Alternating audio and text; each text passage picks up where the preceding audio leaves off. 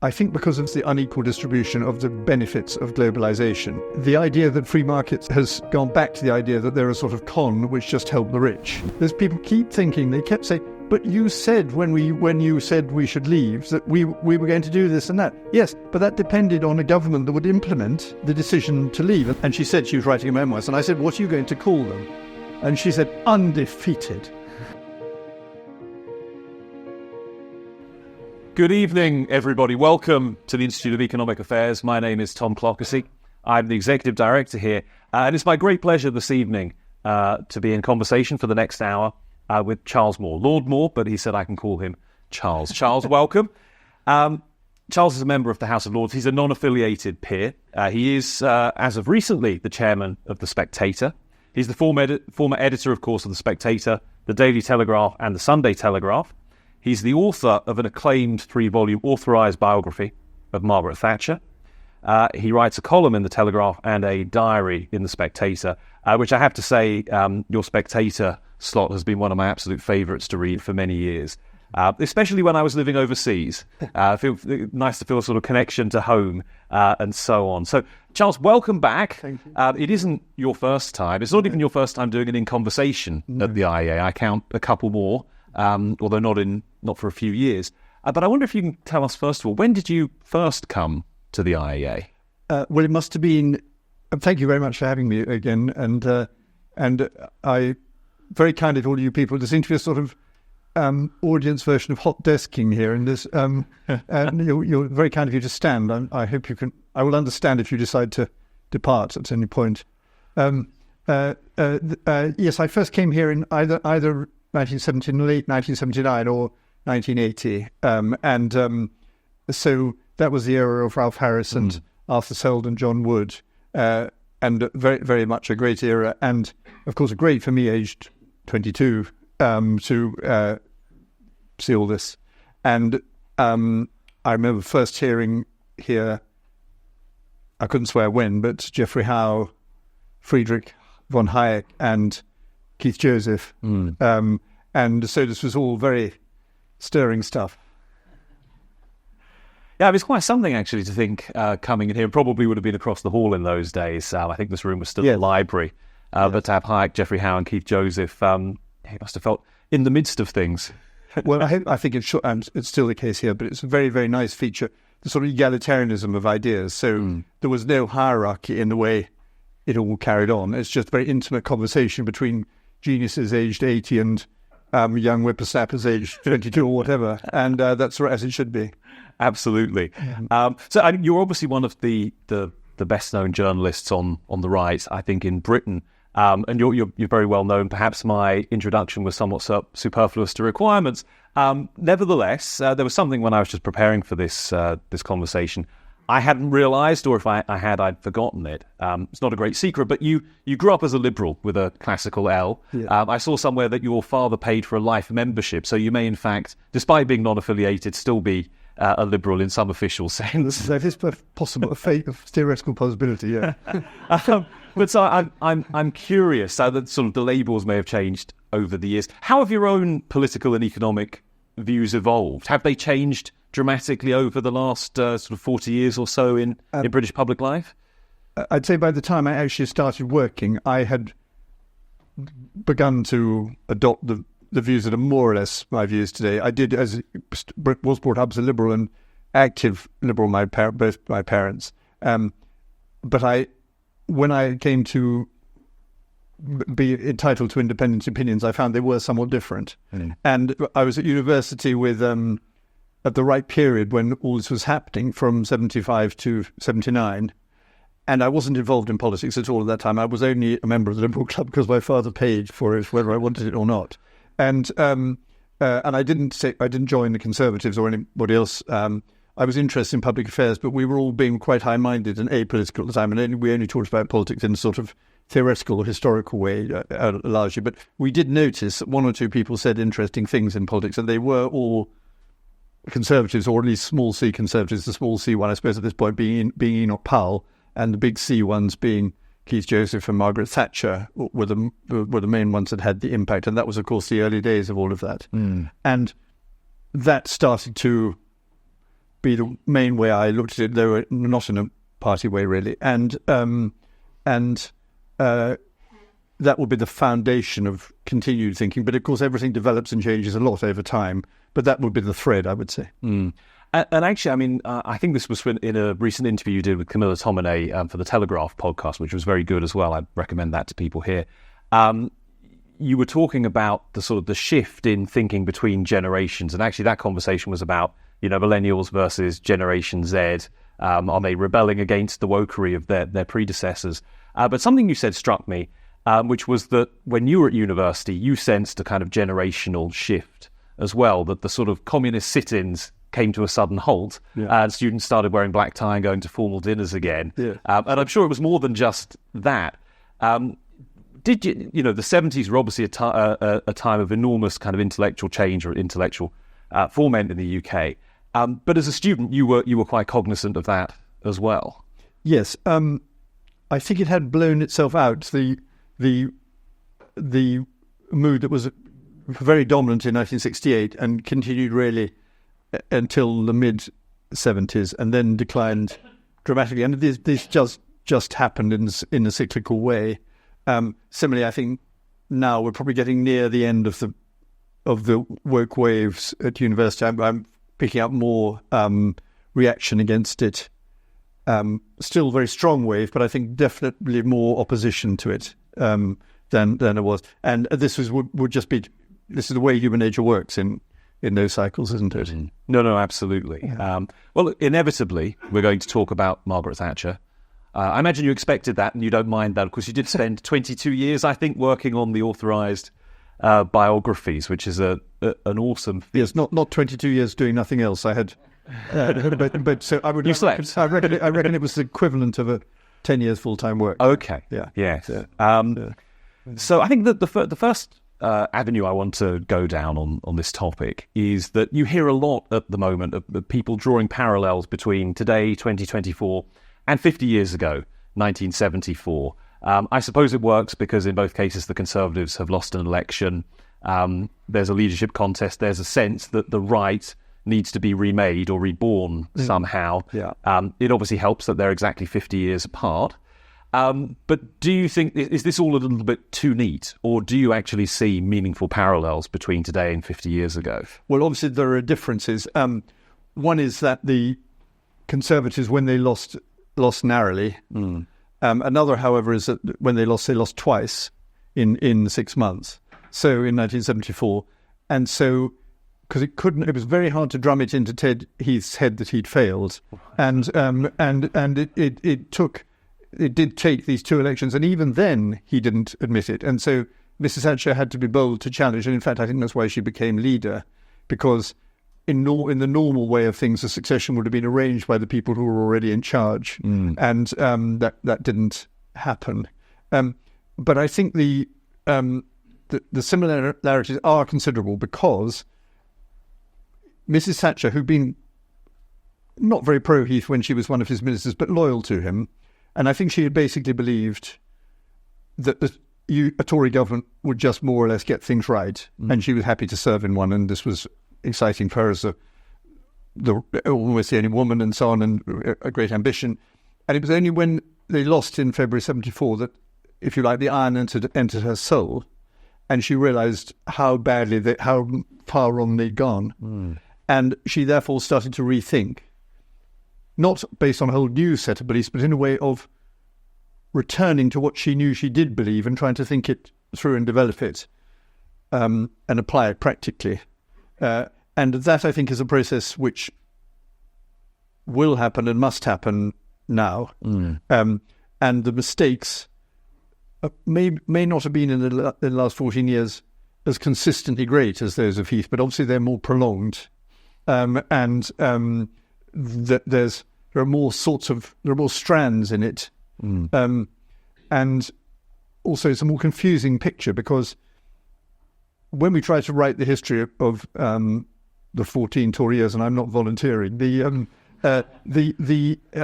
it may look, it's certainly not going to look uniformly good, but it will look pretty interesting, I think, because what you will see is, first of all, Cameron made a decent shot at a fairly conventional, old, modernised version of centrist Toryism, and that didn't go too badly.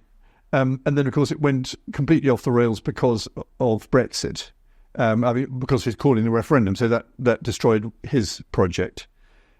And then I think, sorry, it's a long answer, but you'll see why, because all these things need thinking about. Then what people didn't understand about Brexit is that the fact that people had voted for it didn't mean that there was a government who was for Brexit. Those people keep thinking, they kept saying, but you said when you said we should leave that we were going to do this and that. Yes, but that depended on a government that would implement the decision to leave. And then so the great dispute went on and on and on all round from 2016 until the 2019 election really was, how is this single wish expressed in the referendum result to be translated into actions of government, legislation, policy, and so on. And it's not surprising that they couldn't, I think, often behave rather discreditably, particularly the ones who tried to undo it. But it's not surprising that everyone got in a muddle about that. And then when you'd finally, and the majority wasn't very big and so on, because Theresa May, partly because of what I'm describing, messed up the 2017 election. And so you have all that, and that only becomes clear at the beginning of 2020, really, when Boris is just, and whatever is said about Boris later and in other ways, the series of achievements of winning the referendum result, pulling a fast one over the rebels, getting the leadership, winning the election, getting Brexit done, however imperfectly executed, is a very remarkable sequence of events and of great interest. And then, of course, we're just about to settle down to normal government when we get COVID. And so, and again, we can talk a lot about the errors. They do need close examination, but that's another sort of 2-3 years gone. And then times trickle away anyway, and then everything starts to fall apart. And by the way, it was dramatically bad, but it does usually happen when you've been in government that long. So there's a massive amount of things to think about. And also one thing that happens in government is you don't have time to think. So this really is the time. And that happened a bit after 97, but not enough, I think. I think now it's... I noticed, well, I went to the Tory party conference and I thought I was interested and impressed by how they were actually talking about it. And people in general were talking about it, and the members. I felt that was encouraging. And do you think the European question is finally settled among Conservatives on the right in general? Is there a chance it rears its head again? Well, I think it probably is settled unless there's some tremendous convulsion that makes everybody feel very different. I mean, international convulsion that makes everybody feel very different about it. Actually, there probably is a tremendous international convulsion, and it's not helpful to the cause of greater European unity, because I think people sense that the European nations, with the best will in the world, can't concert politically enough to deal with these sort of problems. They might be able to concert through NATO with a bit of luck, but I don't think... I mean, when all this was going on, with in the late 90s and the creation of the single currency and all that, Germany was very, very strong and had a very sort of powerful moral and financial advantage, and it jolly well doesn't now, and no other country does either. So no, I don't think that Brexit will raise its head in a similar form. But what I think is very undecided remains very undecided is what advantage should we, the British, take of it? And there's still a great anxiety about that and a lack of clarity, and it's not easy. So in 1974, you got Thatcherism emerge, or start to emerge, what would later be called Thatcherism, I suppose. What do you see emerging now, or what do you hope will emerge from the wreckage of the election this year and the sort of disastrous result for the Conservative Party? I mean, again, to draw another note from that Camilla Tominey podcast, you talked about a sort of an essential reconciliation between two different strands of thinking on the right, between the kind of free trade, free market, globalisation strand, which I guess would be very strongly associated with the IA and perhaps also with Margaret Thatcher, but then on the other hand, the one of sort of nation and history and tradition. And I think you say that these things They're very different. They're always in tension with one another. But in some sense, the right can't win without reconciling the two. That is right, I think. And something happened to the free market, people's view of free market arguments, which damaged them, and they were very well made by the IEA from its foundation and were formative in the 70s and 80s, and somehow, I think because of the unequal, what seemed to be, and in some ways was, the unequal distribution of the benefits of globalization, the idea that free markets, the key idea that free markets are for all people, beneficial for almost all people, has gone back to the idea that they're a sort of con which just help the rich, and that is to do with all sorts of complicated questions, but it's certainly, and the sort of slightly paranoid view of understandably disappointed people that there's a world elite that has, when you hear people talk about neoliberals and that sort of thing, that the elite has captured world institutions for its advantage, and it's not completely untrue, that, and it's very damaging, and traditionally the Conservative Party has had this tension. So, for example, with the repeal of the Corn Laws, it was very strong. It was strong in the Tories that they shouldn't be repealed, but it was the Tories that repealed them, and so it went on, and with imperial preference and later and so on, and it actually, I don't think it fundamentally is a contradiction, but it has a lot of difficult problems. It seems to me that you should be able to develop an idea about how you have free markets in an independent country.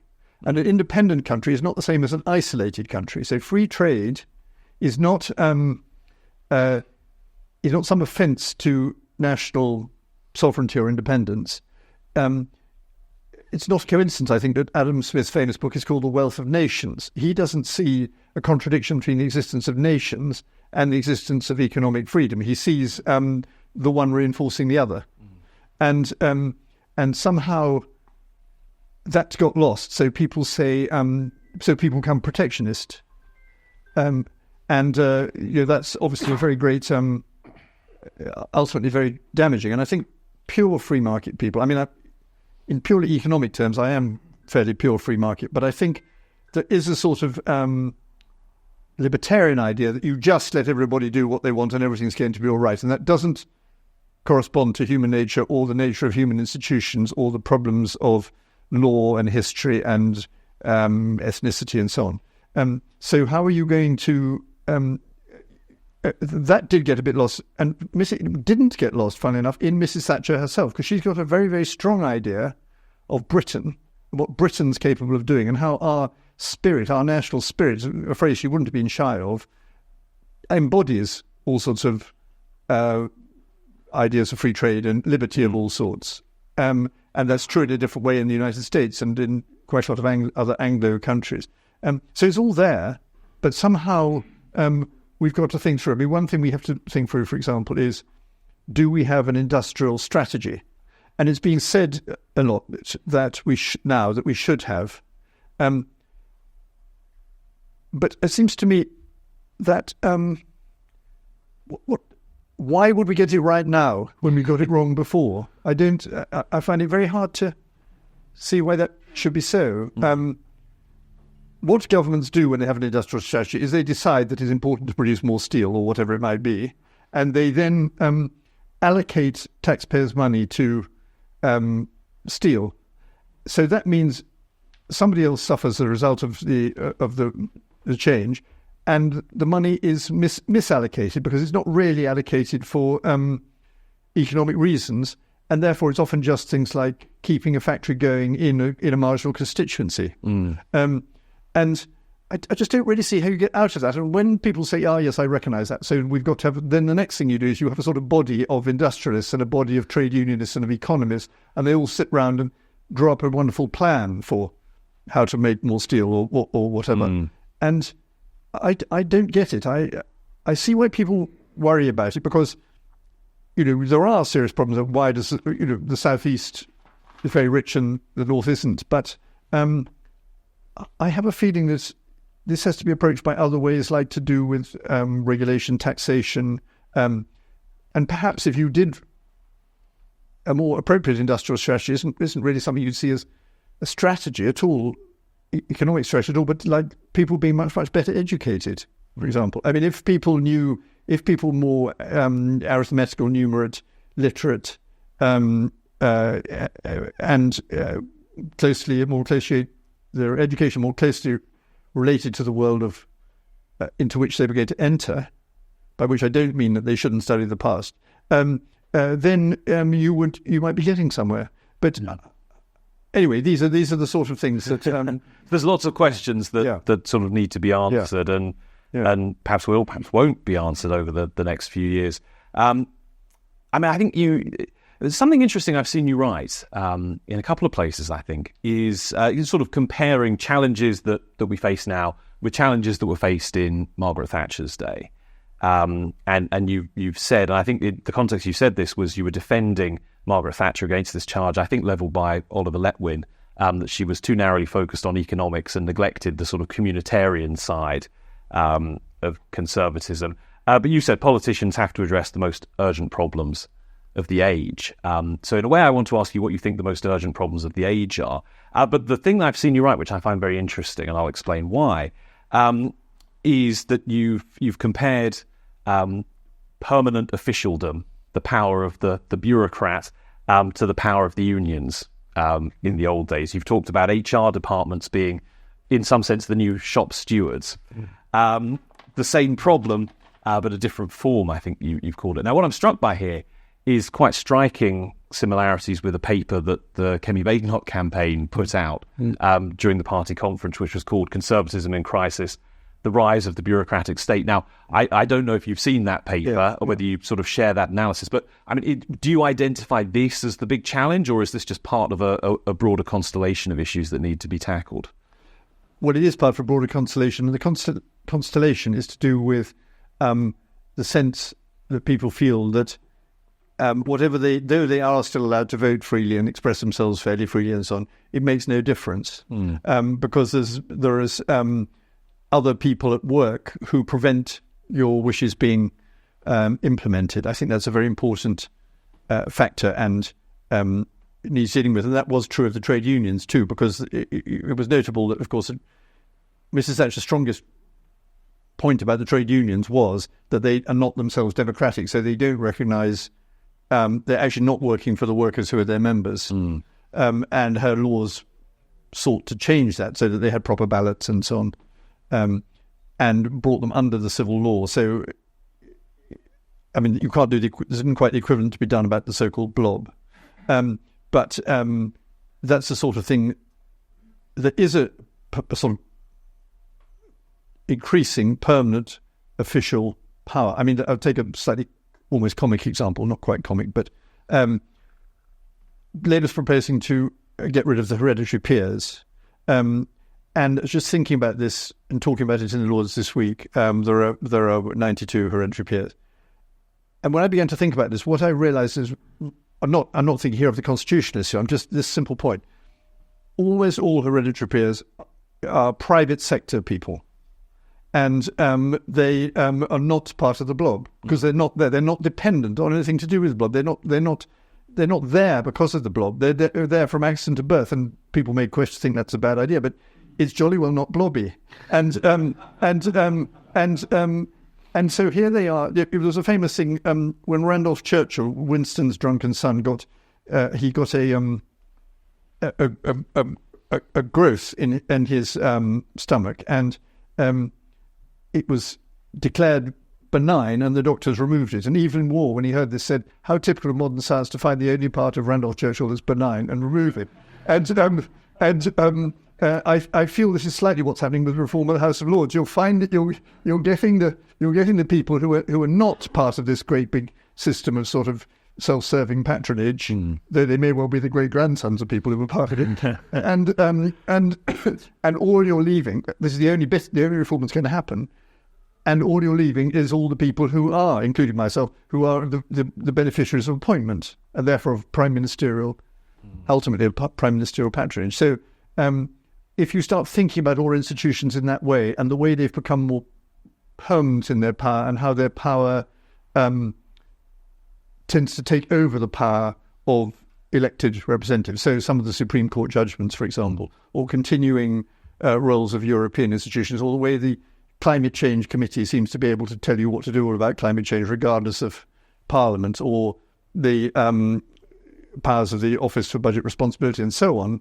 You add it all up, and all the sort of boards and a great deal of diversity regulation and so on, and a great structure is established, which makes us a less free country.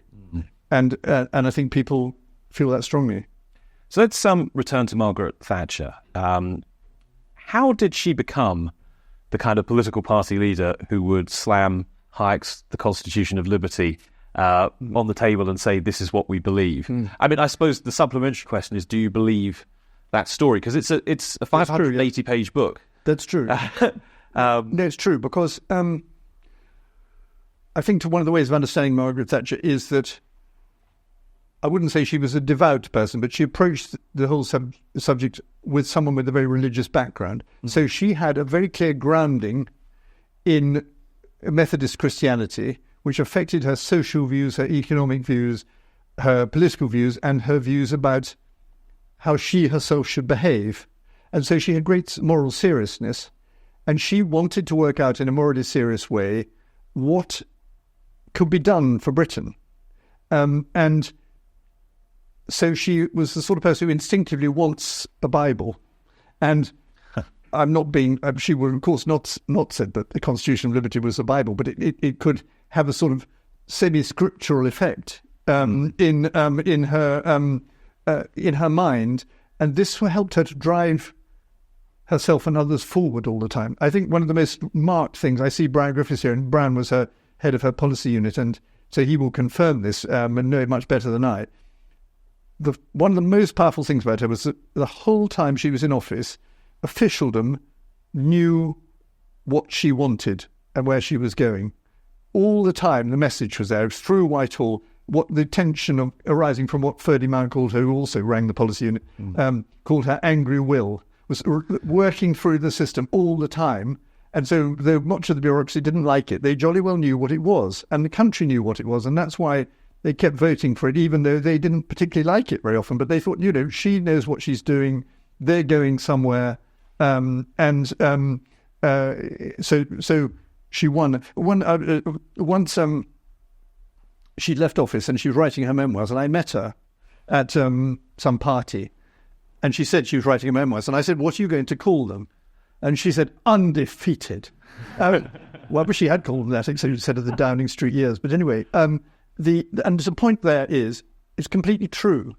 She won everything that she had ever contested. She won the leadership. She won 3 general elections on the trot.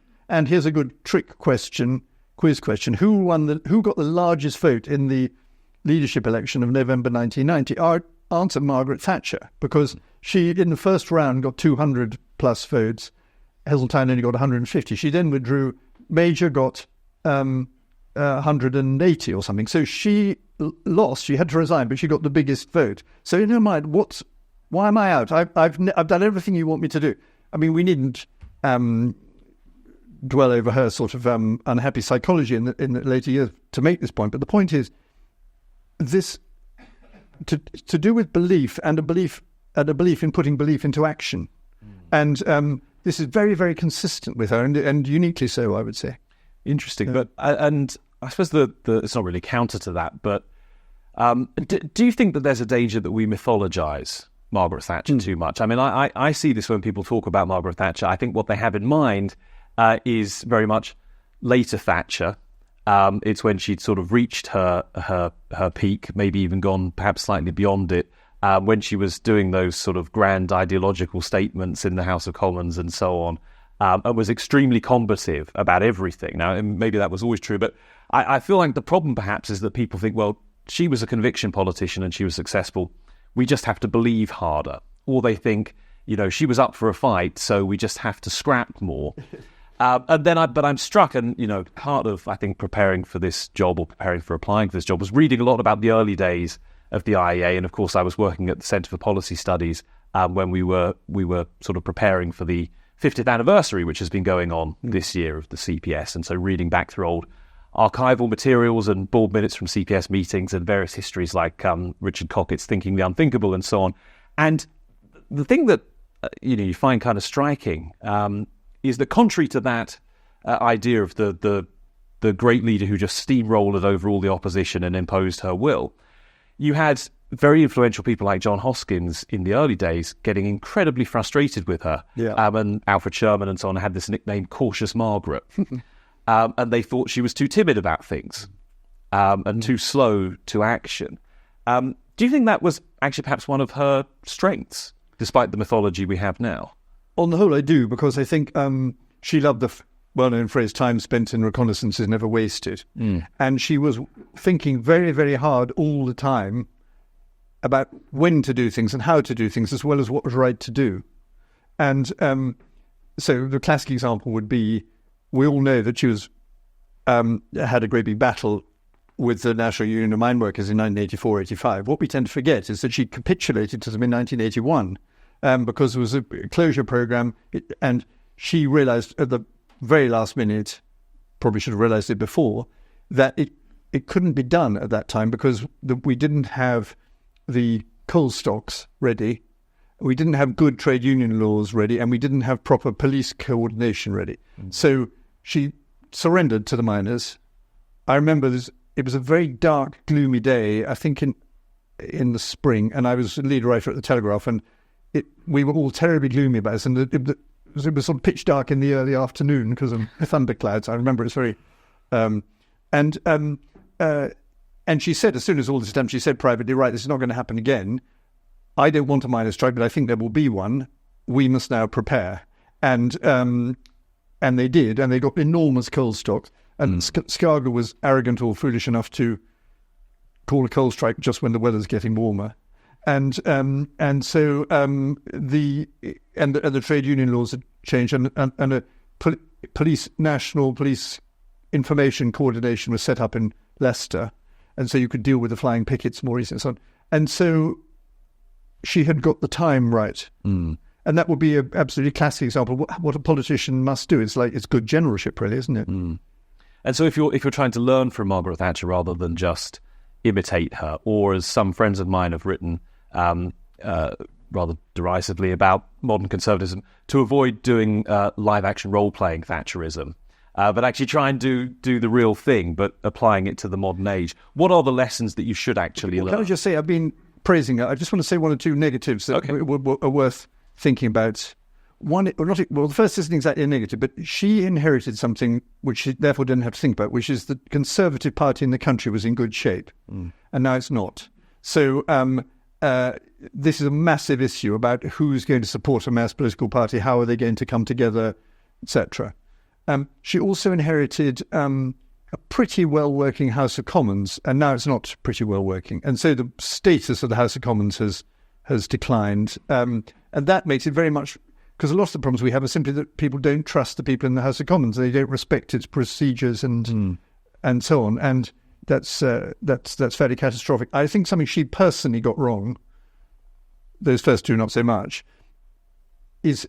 There were a couple of problems in her style of government. One was that she was too unkind to cabinet ministers. It's a moral...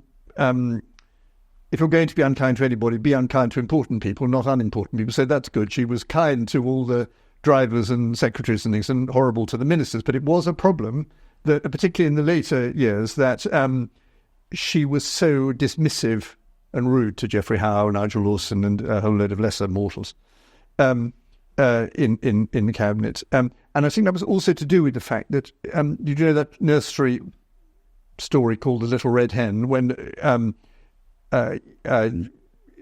the little red hen is the sort of the mother of everybody, looks after everything. And at the end of each bit of the story is, "I'll do it myself," said the little red hen, because she only she's capable of it. And Mrs. Thatcher was rather the little blue hen, doing taking on too much and not delegating, and thinking too much, I think, of the Prime Minister as being an executive. Because traditionally the Prime Minister is an executive chairman.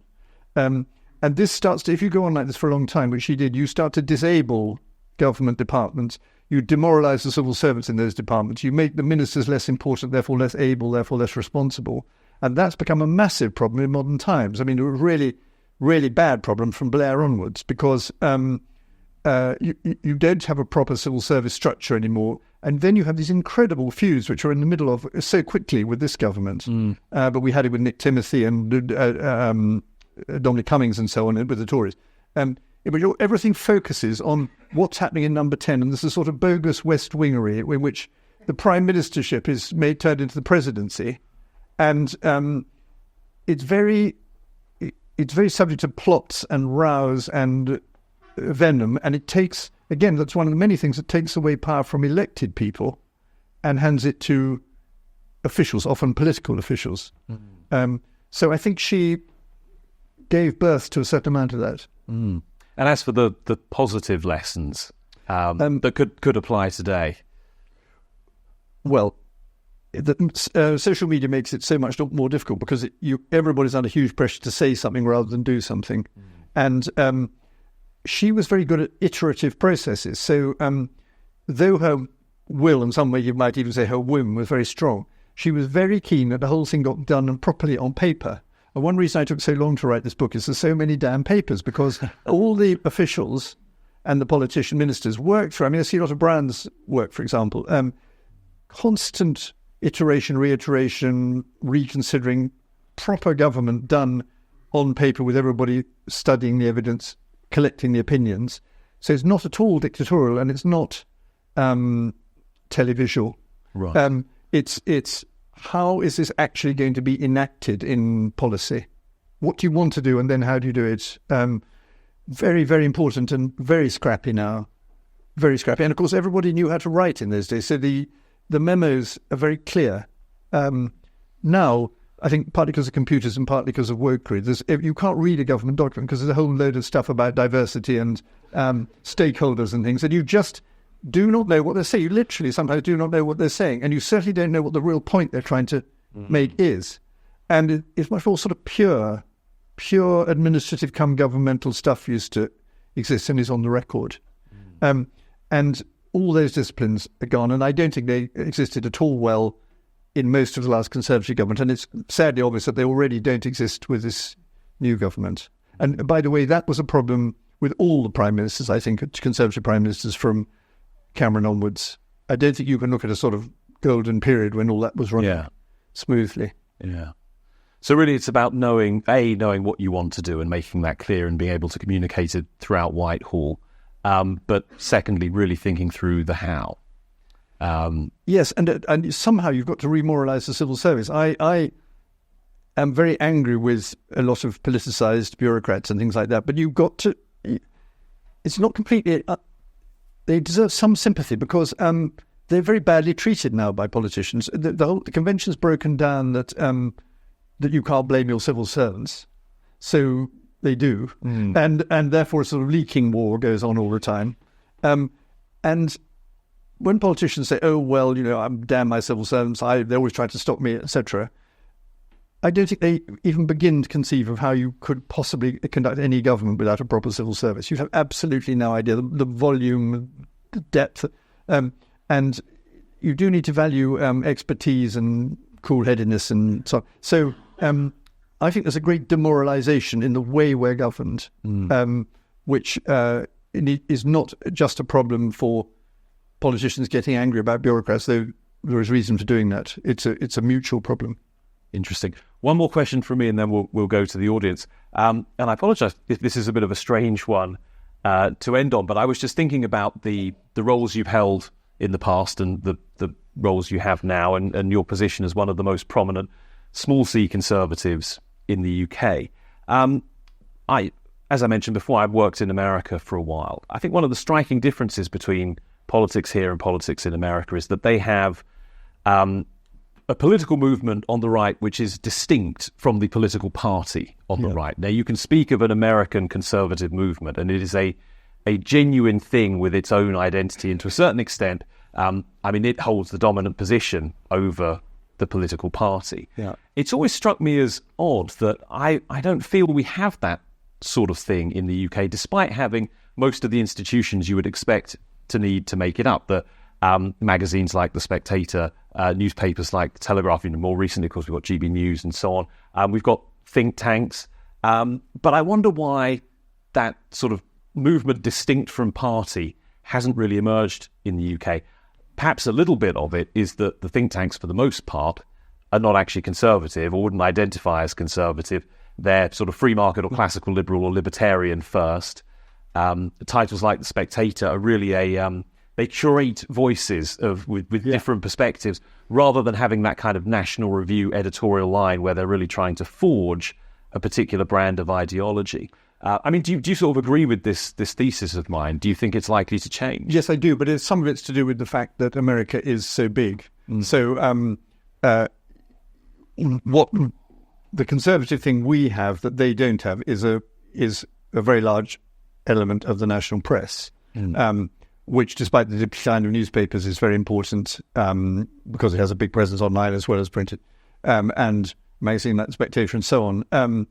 And that doesn't really work in the United States because, first of all, it's largely dominated by liberals, and secondly, to a large extent, it doesn't exist at all at a national level. So we do have something like that, but I think we depended historically more on the Conservative Party than conservatives in America depended on the Republicans. I think you're right about that, and that could be a problem now with the Conservatives being so weak. And if they continue so weak, then of course you will see the continued rise of reform and maybe other movements.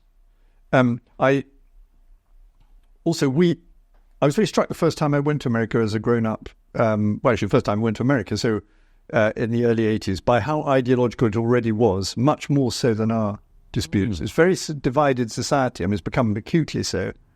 But it was sort of everybody knew whether they were liberal or conservative, and there was a constant... and often in British life, that, again, has become more ideological perhaps, but people are very vague often, aren't they?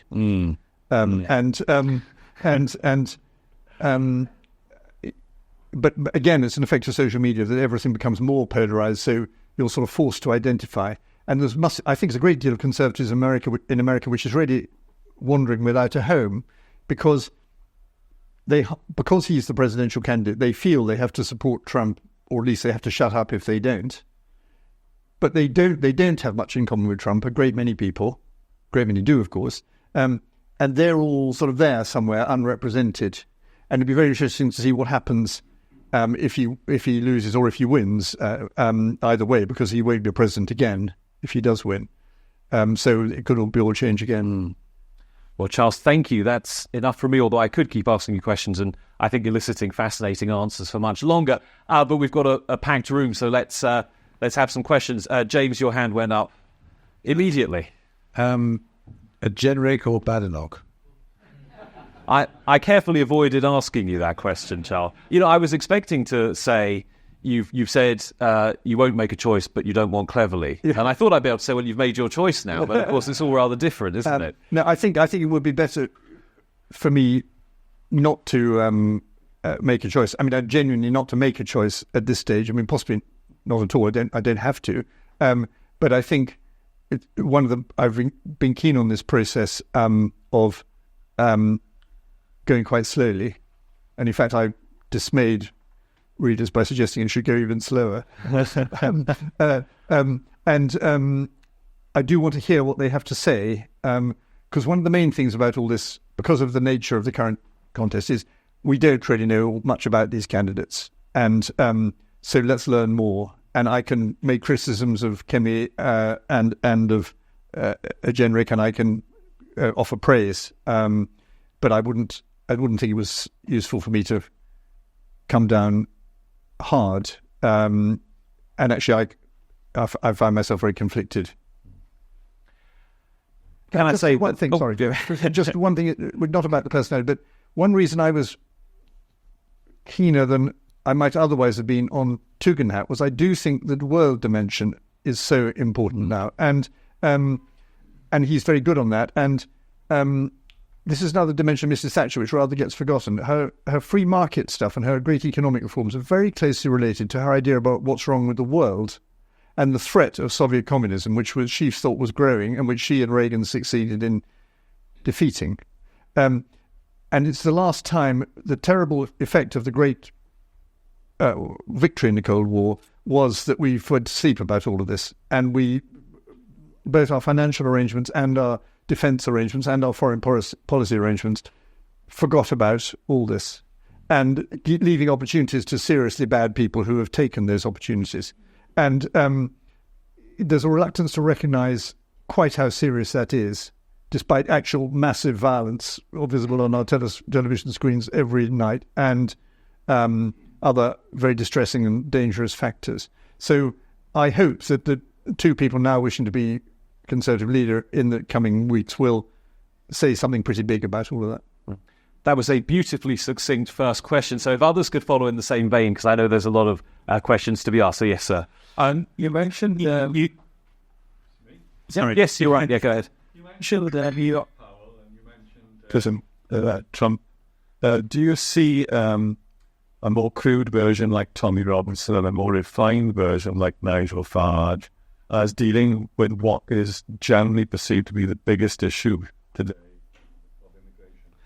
Yes, I should have. When we talked earlier, I should have mentioned immigration, because obviously that's a massive factor, and it as well as one of the things it raises is rather different economic debates, actually, because there's and I think free market economics may have explained this wrong sometimes.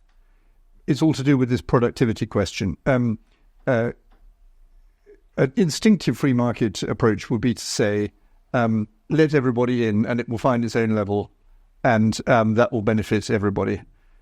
And I can't fully refute that on economic grounds, but there is an economic problem about that as well as a social problem, which is that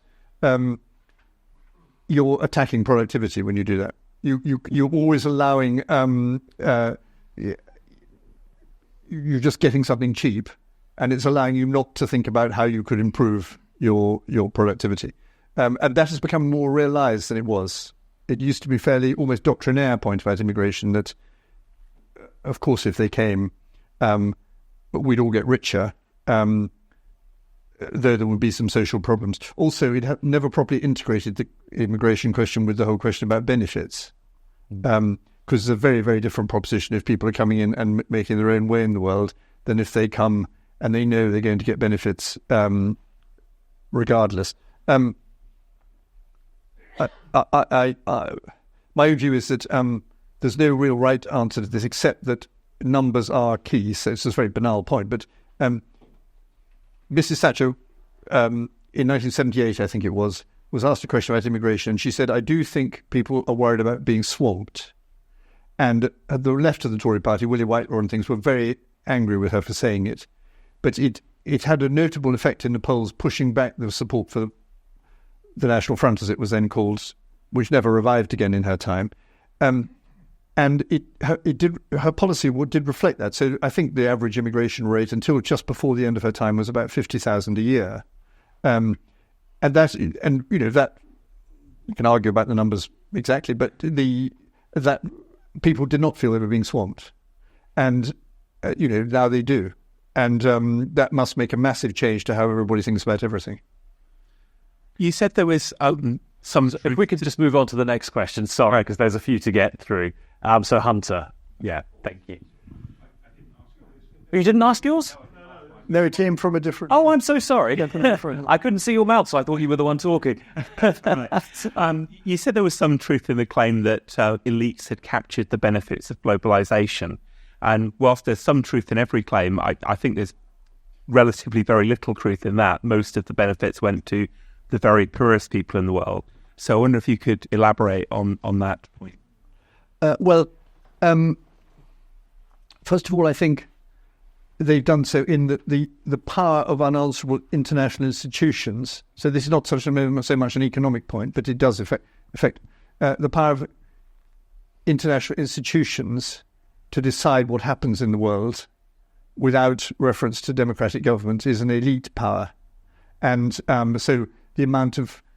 It's quite surprising now, it have everything to do with climate, say, or the World Health Organization or something. You find that governments are committed to, or percentages of aid paid or something, governments are committed by all sorts of international agreements and bodies to do a whole load of things which their voters may not want, but which they say we can't get out. This is what we have to do. Treaties, so forth. I think that's a very big thing. I think that I'm not going to expand this very coherently, but I think the way that the economies of the world were consistently overpumped by debt at certain points has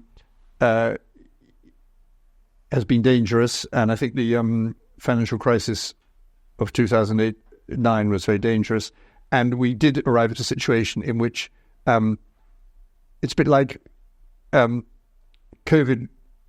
In COVID, we were told to save the NHS rather than ourselves, if you see what I mean.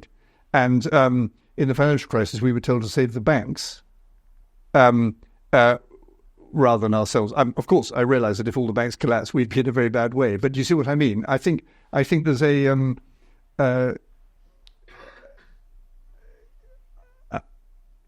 I think that the era of low interest rates, persistent, weirdly low interest rates, is extremely damaging for economic opportunity, and it accrues power to people who already have money against assets against people who are trying to rise in the world. All right, excellent. Hunter. And yes, apologies again. It was a great question. I'm glad you got it in. Thanks. Charles, the challenges facing the nation today are very different than they were when Margaret Thatcher took over the reins of Number 10 in 1979. You've already talked about the blob, for example, but we're seeing a broader set of issues that you broadly define as cultural rather than economic. A devolution of parliamentary sovereignty to foreign courts, for example, to the Bank of England, to the Supreme Court even. You're also seeing massive migration leading to a breakdown of social cohesion, etc. The schools and universities have been taken over by ideology. They're more focused on promoting woke beliefs than they are building and cultivating minds and building critical reasoning. If Margaret Thatcher found herself in a thought experiment where she became prime minister today, how would she address this, do you think? Would she take up the torch as a cultural warrior the way that Kemi Badenoch and Robert Jenrick are, or would she fashion herself more as a centrist, a dependable, reliable centrist? Well, I never like to say what would she have done, because I reckon my only selling point is knowing what she did do. And I find when people say Winston Churchill would be turning in his grave if, they're just really expressing their views and buying Churchill into it. And similarly with Mrs. T. She was quite cautious. She had strong cultural views, actually. And contrary to widespread belief, she knew, for example, a lot of poetry by heart. There's a famous incident when Philip Larkin, the poet, came to see her, and she invited him to something. He's a very cussed person. And she said, "Oh, I love your poetry, Mr. Larkin." And he said, "Quote some then." And she did. And she quoted a very powerful poem about a Victorian woman being raped. It's rather interesting. And so she cared passionately about those things, but she had a strong view about the limits of what it's appropriate for a politician to talk about. And so it always distressed her, for example, that the church, that bishops seemed to, in the way she saw it was, they were getting all involved in politics and economics and not curing for souls and the culture. And she wanted them to cure for souls and the culture, and she didn't want to cure for souls and the culture, but she nevertheless felt she had to express the anxiety about that. Do you see? So there's a sort, and similarly, all these stuff about what happens at university, very difficult problem for a conservative, because on the one hand, it's completely outrageous what is happening about free speech or Gaza or whatever in universities. But it's a dangerous move for a politician to start telling universities what they have to do. So It's a very tricky, and I wouldn't say, I think her instincts were good on this, but I wouldn't say she was very sure-footed, and she sort of knew she wasn't very sure-footed about it, and therefore she tried not to get into it. That's how I would put it. All right. Let me get a sense, how many more questions do we have? So we've certainly got the gentleman there. Yeah, we'll take your question, please. Who else has a question ready to go? Another one there, another one there. Okay, all right. I think we'll get them in. Thank you very much. Working with the army in the 1980s in Belfast, we were always struck by the commendable restraint that the army showed against quite brutal terrorism. What is Lord Moore's opinion of the commendable restraint which has been shown by the IDF over the situation both in Lebanon and Gaza? Well, of course, it is very difficult to know exactly what's happening in Gaza, but I agree totally with the spirit of your question. I heard when that amazing thing blowing up the walkie-talkies and the bleepers, I heard the BBC described it as an indiscriminate attack. Seemed about the least appropriate word for what had just happened. With extraordinary technical brilliance, they had worked out a discriminate attack. Sadly, of course, not every person who died or was injured it was a terrorist, but most of them were. And no war says that you that it's always unlawful to kill civilians. It's always sad and unintentional to kill civilians, or should be, but no law prevents the killing of civilians in that sense. But I think the targeting and the technical intelligence skill, military skill, is quite astonishing. And it wasn't just the IDF. I guess it's Mossad, and in that case, and this is what outrages me. One of the things that outrages me about the coverage is the sort of bogus symmetry in the situation. So they say, a Hamas spokesman said the Israel said, as if it's the same, and of course Hamas is never submitted, or Hezbollah never submits to the same scrutiny that is constantly placed on Israel, because why should they? They can get away with it. They would probably kill you if they didn't like what your trainer thought. So it's and I'm very worried by the Western leadership about all this, because they say de-escalation, de-escalation, de-escalation. And of course, nobody should say escalation, escalation, escalation. But what would have happened? What would happen if Israel actually did de-escalate? So that would mean that Israel was not hitting back at the people who were constantly trying to kill them. And specifically, if they de-escalated 3 weeks ago, whenever it was, when the last cry for a ceasefire was, the fantastic destruction of Hezbollah networks and people would not have happened. And we'd all be back much more quickly to more violence. People say there is no military solution to the problem. Of course, that's right in one sense. This is a huge problem about religion and ethnicity and land and all sorts of feelings which are never going to go away, perhaps. But there jolly well are military solutions, in the sense that you can defeat terrorists. And in Northern Ireland, in my view, we largely did, and I think we underrated the political effect of our doing this, and gave too much away to Sinn Féin.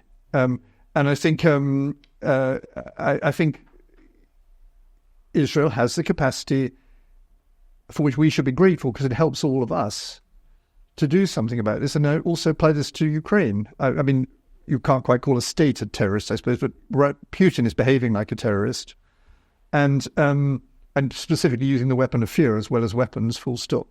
And again, the Ukrainians are paying a very, very high price for defending against that, and defending, among other things, us against that. All right, last two questions. They'll have to be quick questions and fairly brief answers. So a couple of rows forward from the last question, please. Thank you. One of the many phrases you wrote was Tony Blair doubled the cost of government, which I appreciated. Can you think of any methods of getting around that? Well, you can. I mean, it is in fact possible to sack a lot of people. Obviously, it's not very popular usually. But one reason, specific reason I'm a journalist is that when 1979, I didn't know what I wanted to do next. I was at university and I applied for the civil service and I got into the final round. And then Mrs. Thatcher became Prime Minister and froze recruitment to the civil service. And so I had nothing. I was unemployed. I was one of, thrown on the scrap heap, as people love to say about unemployed. And in desperation, I became a journalist. And she did reduce the size of the civil service by a pretty large amount. I'm sorry, I can't remember the figure, but her big thing was to get it below 500,000. There's a little bit of massaging of figures there about what counts as the civil service, but she did bring it down very substantially. And these things are possible, and they're particularly possible if you have a clear, quite long-term policy about doing it. So you can actually reduce. It is literally possible to reduce the size of government, but of course the main way of reducing the size of government is to jettison various functions which are unnecessary. And I would say that a lot of the regulatory functions are unnecessary, and a lot of the sort of what I call minatory, moralistic functions are unnecessary now, about constantly telling us, how to brush our teeth or whatever, and which are just everywhere now. It's quite remarkable how extensive they are. And of course, privatization was a huge way of reducing the extent of government, and largely a beneficial one, though much less beneficial in monopolies, but nevertheless broadly very beneficial. And I think if you set to work to do those equivalents, you could get a very long way. And also you create an expectation, because we have so much government now that there's an odd human reaction about it, which is government's terrible, so we need more of it to solve the problem it has itself created. It's very marked, that. So that was a very big COVID reaction. We messed up by various lockdowns, things like that. So let's have another one, a bigger one, more people, a few more rules. And that mentality needs to be changed, and it requires challenging all sorts of existing ways of doing things, one of which is the whole system of the NHS, by which I don't mean that it should be free, not be free at the point of use, but I think it, as a system, is an absolutely classic recipe for government magnification. I promised one last question, so I'll take it, but it'll have to be a short one, please. Someone over... Yes, you, sir. Thank you. Can you be conservative and woke? That might be a very short answer, I don't know. Yeah, obviously the answer is no, but where I think anti-woke people can go wrong is that you can misdiagnose the problem. So you can and should be conservative and kind. And a lot of the better side of what I think is ultimately a bad thing, wokery, arises from very legitimate anxieties about how certain people are treated or seen, whether it's racial or sexuality or the state of women or disabled. And you can actually, I think disabled is quite a good example in modern times. We are simply much, much better in our treatment of the disabled than we used to be. It's just very, very apparent. And the reason for that is partly technological, but also because we've thought about it. So we've worked through how does somebody try to get upstairs, or how is it compatible with their job, and how can they get on a bus or so on. And you keep on thinking about that, and you get massive benefits from that.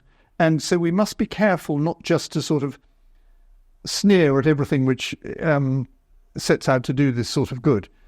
Where I think wokery is actually unconservative is that it's based on a massive idea, a cultural idea of grievance, which is a form of self-hatred of our civilization. And this conservatism always involves not an uncritical admiration, but a respect for one's civilization and a readiness to learn lessons from it, rather than dishonour it and efface it. And I think it's very clear with wokery that it's one of its great passions is to destroy things, and literally to destroy things. So throwing things over Van Gogh, or chucking statues into water or whatever.